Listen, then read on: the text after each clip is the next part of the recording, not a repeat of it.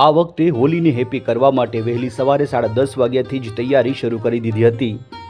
એક તરફ કોઈ પણ પ્રકારની ભાંગફોડ કર્યા વગર ભાંગ બની રહી હતી તો બીજી તરફ હું એવા બોમ્બ બનાવી રહ્યો હતો જે દુશ્મન જેવા દોસ્તો પર પડતાની સાથે જ તે શરમથી પાણી થઈ જાય। તેના માટે મારે આ તોપ જેવી પિચકારીને એકલા હાથે ચલાવવી પડે તેમ હતી।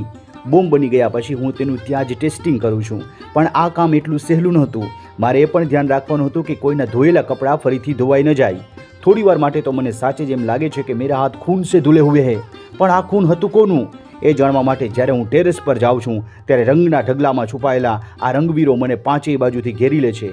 હું એકલો 100 બરાબર અને તે 9 જણા, અને તરત જ હું આત્મસમર્પણ કરી દઉં છું। 1.5 સેકન્ડે તો મારી આવી હાલત કરી નાખે છે અને હું રંગાઈ જાઉં છું રંગમાં। હું પણ પછી મને રંગીન મિજાજી બનાવનારા ચહેરાને રંગીલા કરી દઉં છું અને પછી જામે છે રંગલા અને રંગલીઓનો રંગોત્સવ।